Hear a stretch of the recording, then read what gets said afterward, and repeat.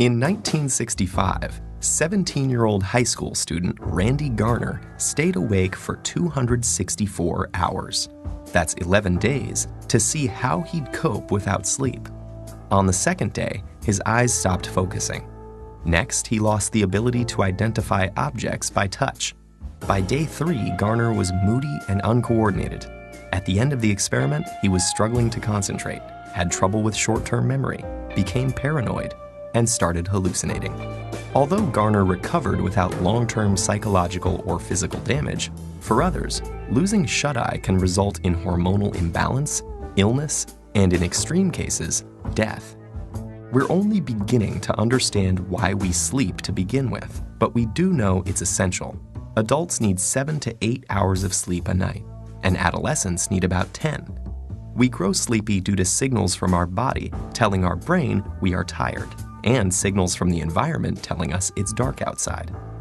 The rise in sleep-inducing chemicals like adenosine and melatonin send us into a light doze that grows deeper, making our breathing and heart rate slow down and our muscles relax.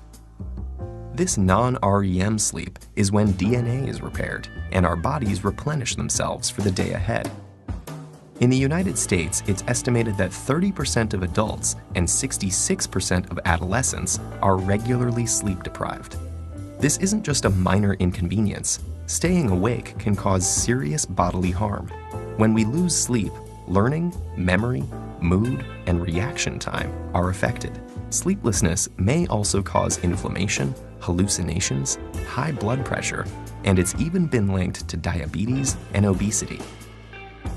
In 2014, a devoted soccer fan died after staying awake for 48 hours to watch the World Cup. While his untimely death was due to a stroke, studies show that chronically sleeping fewer than 6 hours a night increases stroke risk by 4.5 times compared to those getting a consistent 7 to 8 hours of shut-eye.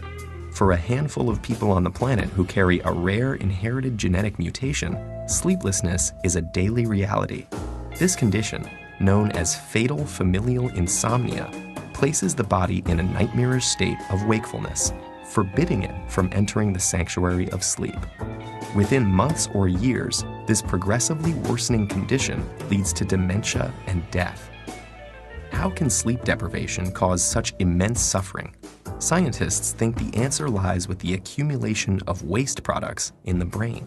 During our waking hours, our cells are busy using up our day's energy sources, which get broken down into various byproducts, including adenosine. As adenosine builds up, it increases the urge to sleep, also known as sleep pressure. In fact, caffeine works by blocking adenosine's receptor pathways. Other waste products also build up in the brain, and if they're not cleared away, they collectively overload the brain and are thought to lead to the many negative symptoms of sleep deprivation. So what's happening in our brain when we sleep to prevent this? Scientists found something called the glymphatic system, a cleanup mechanism that removes this buildup and is much more active when we're asleep. It works by using cerebrospinal fluid to flush away toxic byproducts that accumulate between cells. Lymphatic vessels, which serve as pathways for immune cells, have recently been discovered in the brain, and they may also play a role in clearing out the brain's daily waste products. While scientists continue exploring the restorative mechanisms behind sleep, we can be sure that slipping into slumber is a necessity if we want to maintain our health and our sanity.